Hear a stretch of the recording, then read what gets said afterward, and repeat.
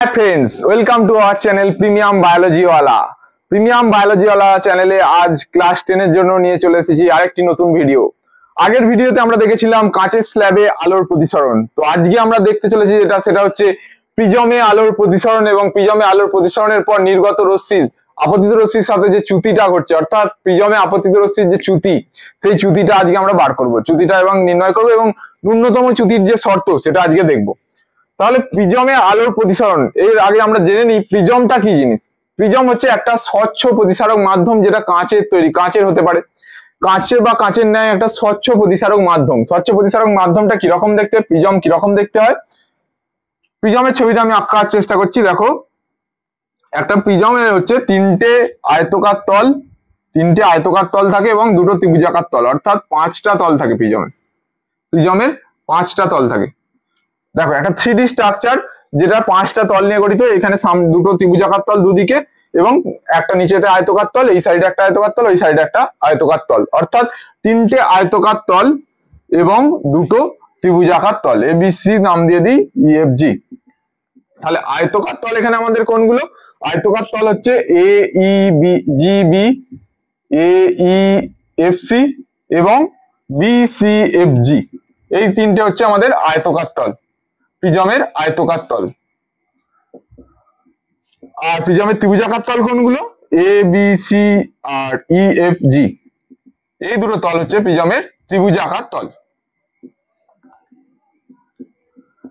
ঠিক আছে, তাহলে দেখো, এই তিনটে আয়তকার তল এবং দুটো ত্রিভুজাকার তল দ্বারা সীমাবদ্ধ একটা স্বচ্ছ প্রতিসারক মাধ্যম, যেটাকে আমরা প্রিজম বলছি। এবার প্রিজমের মধ্যে আমাদের প্রতিসারক তল, অর্থাৎ যে তলে আলো পড়বে এবং যে তল থেকে আলো নির্গত হবে, সেই দুটো তলকে আমরা প্রতিসারক তল বলি। এখানে কোন কোন দুটো প্রতিসারক তল দেখো, প্রিজমের যে দুটো ঢালু তল আছে, দেখো AEBG,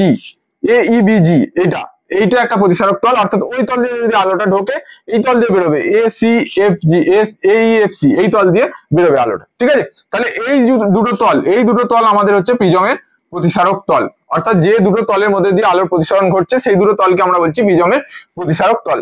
বাকিগুলো প্রিজমের ক্ষেত্রে ঘষা থাকে এবং এই নিচের যে আয়তকার তলটা BCFG, এই তলটাকে আমরা বলছি ভূমি, প্রিজমের ভূমি বলা হচ্ছে, বেস অফ দা প্রিজম বা প্রিজমের ভূমি বলা হচ্ছে BCFG কে।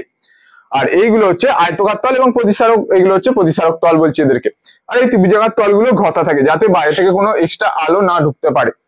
এখন যদি প্রিজমের একটা প্রস্থচ্ছেদ নেওয়া হয় তাহলে কিরকম দেখতে হবে? একটা যদি পাতলা প্রস্থচ্ছেদ আমরা কেটে নিই মাঝখান থেকে যদি আমরা একটা পাতলা প্রস্থচ্ছেদ কেটে নিই, তাহলে সেটা একটা ত্রিভুজ আকার হবে, অর্থাৎ একটা ত্রিভুজের মতো দেখতে হবে। একটা যদি পাতলা প্রস্থচ্ছেদ কেটে নিই তাহলে সেটাকে একটা ত্রিভুজ আকার হবে। এটাকে বলছে প্রিজমের প্রধান ছেদ।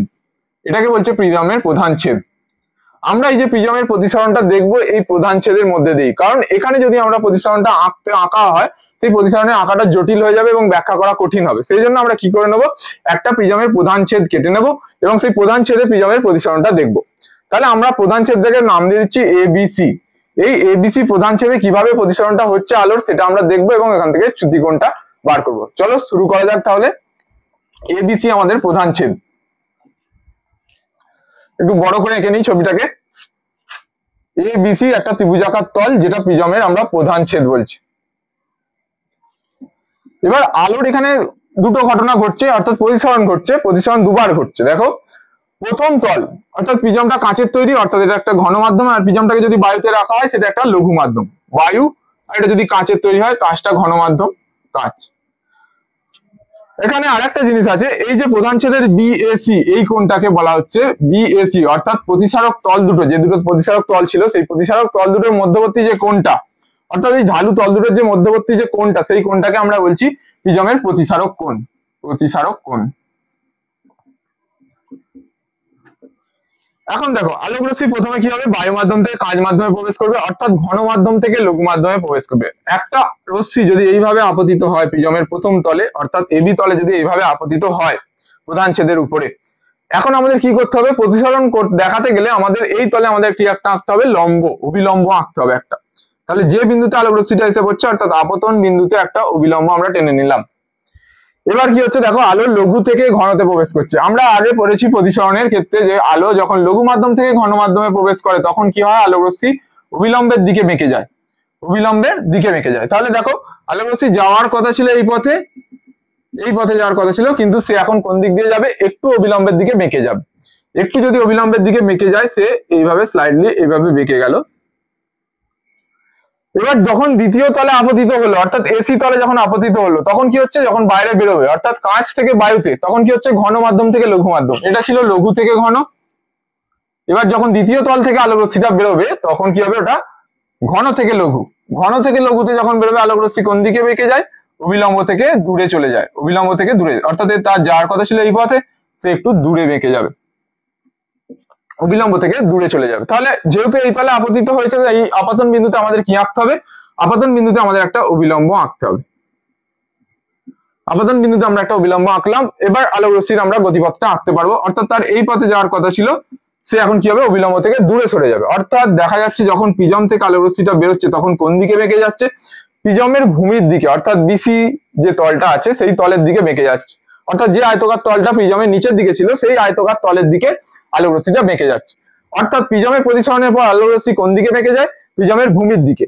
কখন, যখন প্রিজমের বাইরে পারিপার্শ্বিক প্রতিসারক মাধ্যমটা, পারিপার্শ্বিক প্রতিসারক মাধ্যমের প্রতিসারাঙ্ক মিউ, এটা যদি বায়ু মাধ্যমের প্রতিসারাঙ্ক মিউ1 এবং প্রিজমের মাধ্যমের প্রতিসারাঙ্ক যদি মিউ2 হয় এবং মিউ2 গ্রেটার দ্যান যদি মিউ1 হয়, তবেই একমাত্র প্রিজমের যে আপতিত আলোক রশ্মি সেটা ভূমির দিকে বাঁকবে। কিন্তু যদি উল্টো ঘটনা ঘটে, অর্থাৎ প্রিজমকে তার উপাদানের প্রতিসারাঙ্কের তুলনায় বেশি প্রতিসারক মাধ্যমের যদি রাখা হয়, তাহলে কি ঘটবে, অর্থাৎ যদি মিউ1 গ্রেটার দ্যান মিউ2 হয়, মিউ1 গ্রেটার দ্যান মিউ2 হয়, তখন কি হবে, তখন আর ভূমির দিকে না বেঁকে প্রিজমের উপর আপতিত আলোক রশ্মিটা নির্গত হওয়ার সময় প্রিজমের শীর্ষের দিকে বেঁকে যাবে, ঠিক আছে, উপরের দিকে বেঁকে যাবে। তো আমাদের এখন বিচার্য বিষয় যেটা, সেটা হচ্ছে মিউ2 গ্রেটার দ্যান মিউ1, অর্থাৎ কাঁচের বায়ু মাধ্যমে রাখা হয়েছে প্রিজমটাকে, এবং অর্থাৎ কাঁচটা যেটা তার প্রতিসারাঙ্ক বায়ুর থেকে বেশি, সেই জন্য প্রিজমের আলোক রশ্মিটা ভূমির দিকে বেঁকে যাচ্ছে। এই ভূমির দিকে বেঁকে যাওয়ার ফলে একটা চ্যুতিকোণ সৃষ্টি হচ্ছে।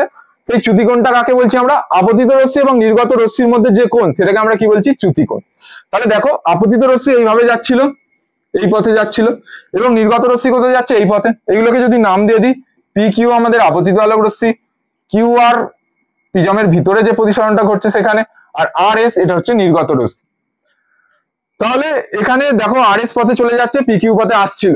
তাহলে এখানে যদি আমরা চ্যুতিকোণ বার করতে চাই, চ্যুতিকোণটা কিভাবে বার করবো, তাহলে আমাদের আর এস টাকে পিছনের দিকে বর্ধিত করতে হবে।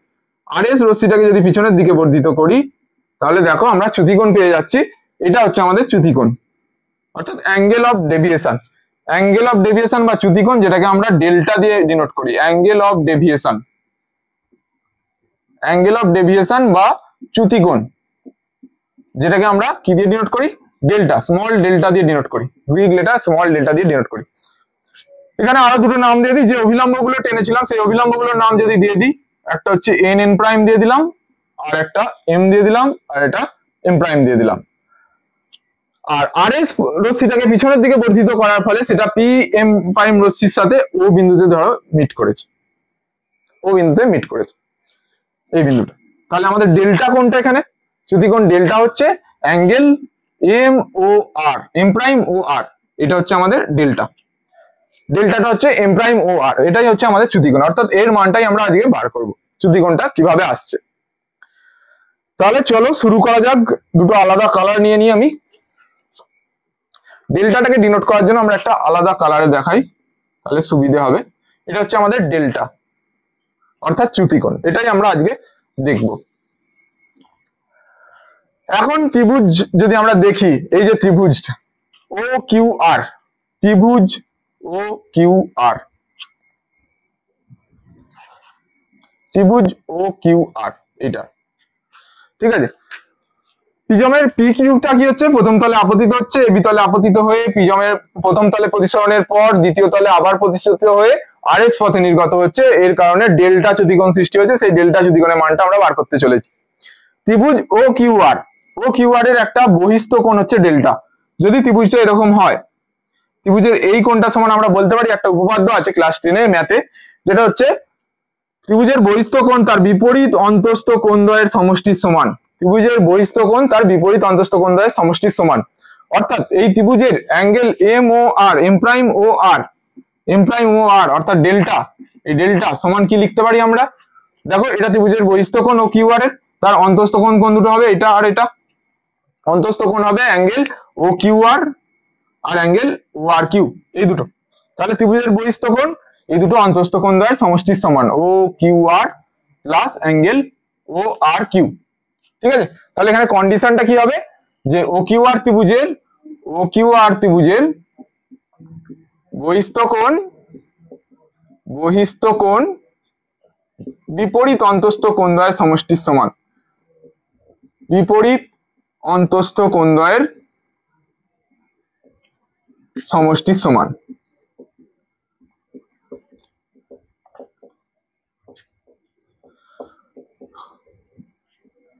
ঠিক আছে, তাহলে এইটাই আমাদের বার করতে হবে ডেল্টাটা, ও কিউ আর প্লাস ও আর কিউ।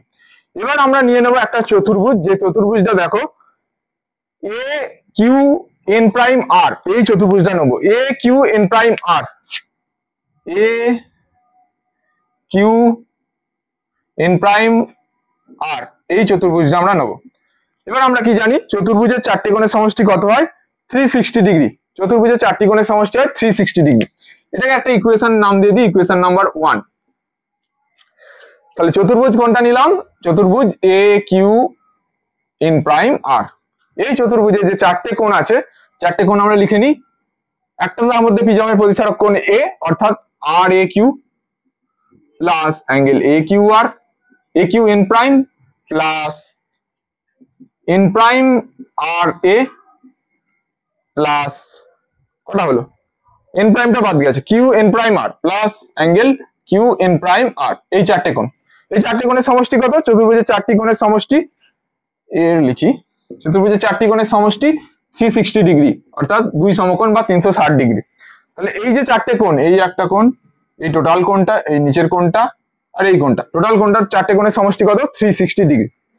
তার মধ্যে দেখো দুটো কোণ 90 ডিগ্রি করে হবে। কোন দুটো কোণ, দেখো এসি তলের উপর একটা লম্ব আছে এন এন প্রাইম, আর এবি তলের উপর একটা লম্ব আছে এন এন প্রাইম, আর এসি তলের উপর একটা লম্ব আছে এম এন প্রাইম। এই দুটো কোণের হচ্ছে আমাদের দুটো তলের উপরে লম্ব। তাহলে ওই দুটো কোণের মান কত করে হবে, 90 ডিগ্রি নিশ্চয়ই। দেখো এই তলটার উপর লম্ব বলে এই কোণটার মান 90 ডিগ্রি, এবং এই তলটার উপরে এইটা লম্ব বলে এটা 90 ডিগ্রি। অর্থাৎ আমাদের এখানে দুটো কোণ এ কিউ এন প্রাইম, এ কিউ এন প্রাইম এবং এ কিউ এন প্রাইম এবং এ আর এন প্রাইম, এন প্রাইম এ আর যদি বলি, এন প্রাইম আর এ, এই দুটো কোণ কত করে, 90 ডিগ্রি করে। কারণ কি, এই দুটো কোণ 90 ডিগ্রি করে, কারণটা কি বললাম, যে এই যে এন এন প্রাইম, এটা হচ্ছে এসি এবি তলের উপর লম্ব, অর্থাৎ এন এন প্রাইম লম্ব টু এবি, অ্যান্ড আর কি এম এন প্রাইম লম্ব টু এসি। যেহেতু লম্ব তাই ওরা 90 ডিগ্রি করে হবে। আমরা জানি লম্ব হচ্ছে একটা তলের উপর লম্ব হলে সেটা 90 ডিগ্রি করে হয়, অভিলম্ব হলে। তাহলে এই দুটো কোণ যদি 90 ডিগ্রি হয়, বাকি দুটো কোণের সমষ্টি তাহলে কত হবে, এই ইকুয়েশনটা থেকে আমরা যদি লিখি angle R A Q plus angle Q N prime R, এই দুটো কোণের সমষ্টি কত হবে, 360 minus 90 360 minus 90 degree equal to কত, 180 ডিগ্রি। তাহলে আমরা কি পেলাম, এই যে প্রিজমের প্রতিসারক কোণ কিউ এ আর এবং কিউ এন প্রাইম আর, এই দুটো কোণের সমষ্টি কত পেলাম, 180 ডিগ্রি। তাহলে এই দিকটা আমি একটু মুছে নিই। তাহলে এখানে আমরা পেলাম angle R A Q plus angle Q N prime R, এটা কত, 180 ডিগ্রি। এটাকে একটা ইকুয়েশন নাম দিয়ে দিলাম 2 নম্বর। ঠিক আছে, এবার যদি আমরা দেখি প্রিজমের প্রথম তলে আপাতন কোণ কি হয়, I1 দিয়ে ডিনোট করলাম প্রথম তলে আপাতন কোণ। প্রথম তলে প্রতিসরণ কোণ কোনটা, অবিলম্বের সাথে প্রতিষ্ঠিত রশ্মি যে কোণ করে সেটাকে R1 দিয়ে ডিনোট করলাম।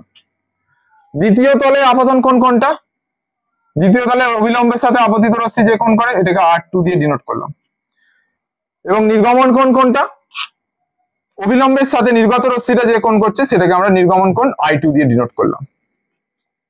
ঠিক আছে, এবার আরেকটা ত্রিভুজ নেবো আমরা, কিউ এন প্রাইম আর, এই ত্রিভুজটা নেবো, ত্রিভুজ কিউ এন প্রাইম আর।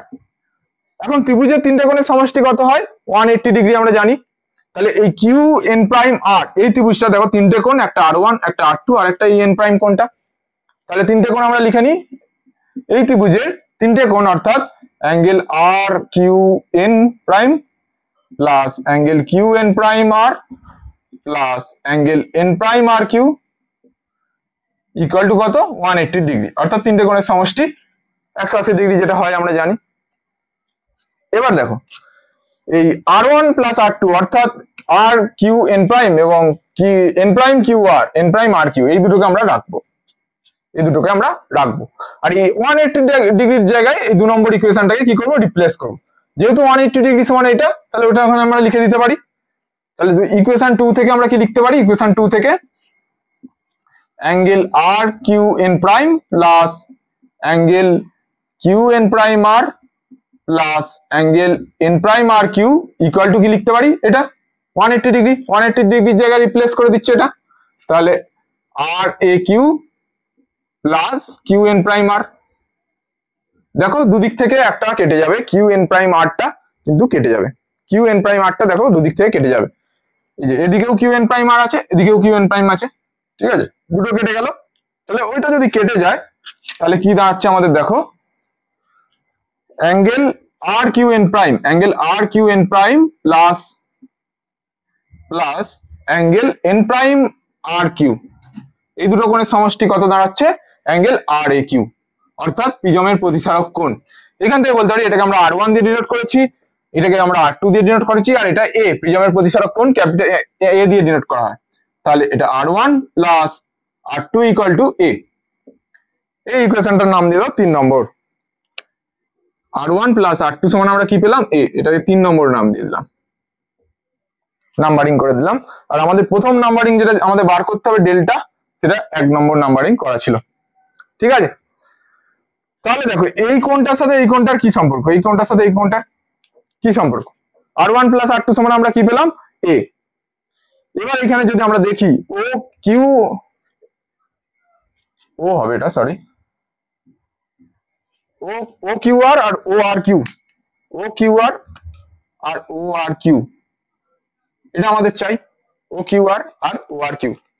এখান থেকে আমরা 1 নম্বর থেকে আমরা কি বলতে পারি, 1 নম্বর থেকে যেটা বলতে পারি আমি এদিকে লিখছি, 1 নম্বর থেকে কি বলতে পারি, 1 নম্বর ইমপ্লাই কি বলতে পারি, r1, অর্থাৎ এই r1টা সমান আমরা কি বলতে পারি, এটা r1 সমান আমরা কি লিখতে পারি, r1 সমান কি লিখতে পারি, দেখো আমরা কি জানি, এই যে আপাতন কোণ এটা একটা বিপ্রতীপ কোণ হচ্ছে, দেখো এন কিউ পি বা পি এ কিউ এন এটা যদি বলি, এবং ও কিউ এন এটা তো পরস্পর বিপ্রতীপ কোণ, অর্থাৎ একটা কাটা চিহ্নে যদি এ পাশে আর ও পাশে নেওয়া হয় দুটো কি হয়, কোণ সমান হয়, অর্থাৎ বিপ্রতীপ কোণ হয়।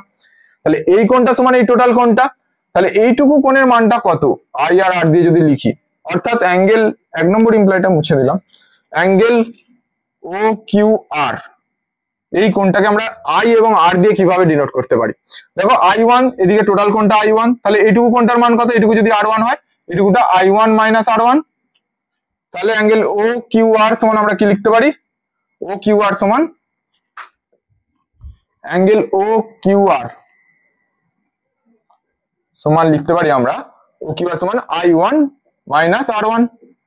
আবার এই কোণটা ও আর কিউ, অ্যাঙ্গেল ও আর কিউ এটা সমান আমরা কি লিখতে পারি, i2 আর r2 দিয়ে যদি প্রকাশ করি, দেখো এটা আমাদের বিপ্রতীপ কোণ, এই যে কাটা চিহ্ন, এইটা আর এইটা বিপ্রতীপ কোণ, অর্থাৎ কাটা চিহ্নের দুদিকে সমান কোণ থাকে, অর্থাৎ এই r2 সমান কি হবে, এই i2 সমান কি হবে, এইখানটা i2, আর এইটুকুটা কি হবে i2 মাইনাস r2, ওইটুকুটা কি হবে i2 মাইনাস r2, একই রকম ভাবে, অর্থাৎ আপাতন কোণ আর প্রতিসরণ কোণ বিপ্রতীপ কোণ থেকে আমরা পেলাম। এটা হচ্ছে গোটাটা হচ্ছে i2 হওয়ার কথা, এখান এইটুকুটা r2, তাহলে এইটুকুটা কত i2 মাইনাস r2, গোটাটা যদি i2 হয়, এটা যদি r2 হয়, তাহলে এইটুকুটা i2 মাইনাস r2, সিম্পল। তাহলে এখান থেকে আমরা পেয়ে গেলাম ও কিউ আর সমান i1 মাইনাস r1 আর ও আর কিউ সমান i2 মাইনাস r2।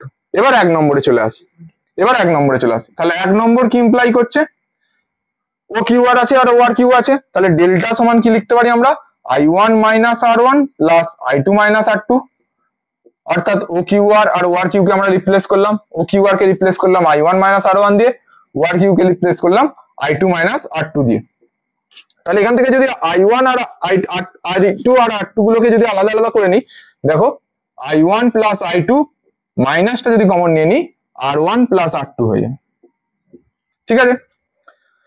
এবার আমরা দেখো 3 নম্বর ইকুয়েশনে কি পেয়েছি, r1 প্লাস r2 সমান কি পেয়েছি, a, অর্থাৎ প্রিজমের প্রতিসারণ কোণ। সেই 3 নম্বর থেকে r1 প্লাস r2 এর মানটা রিপ্লেস করে দেবো এখানে, r1 প্লাস r2 সমান আমরা কি বসিয়ে দেবো a, তাহলে ডেল্টা সমান আমরা কি পেলাম I1 plus I2 minus R1 plus R2 সমান কি a।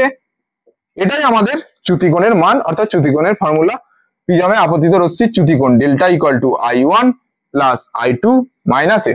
I1 টা কি প্রিজমের প্রথম তলে আপতন কোণ, I2 টা কি প্রিজমের নির্গমন কোণ, প্রিজমের দ্বিতীয় তলে আপতিত রশ্মি যেভাবে নির্গত হচ্ছে নির্গমন কোণ, আর এটা কি প্রিজমের প্রতিসারক কোণ। ঠিক আছে, তাহলে চ্যুতিকোণের ফর্মুলা কি পেলাম delta equal to I1 plus I2 minus a। তাহলে দেখে নাও একবার তোমরা সবাই I1 plus I2 minus a, এটাই হচ্ছে প্রিজমের চ্যুতিকোণের ফর্মুলা। সব মুছে দিলাম, মেন জিনিসটা আমরা লিখে দিই। প্রিজমের চ্যুতিকোণ ডেল্টা ইকুয়াল টু কি পাচ্ছি, ডেল্টা ইকুয়াল টু পাচ্ছি I1 plus I2 minus a, অর্থাৎ প্রথম তলে আপতন কোণ প্লাস দ্বিতীয় তলে নির্গমন কোণ মাইনাস প্রিজমের প্রতিসারক কোণ। এটাই আমাদের আজকে নির্ণয়িত বিষয়, যেটা প্রিজমে আপতিত রশ্মির চ্যুতিকোণ নির্ণয়।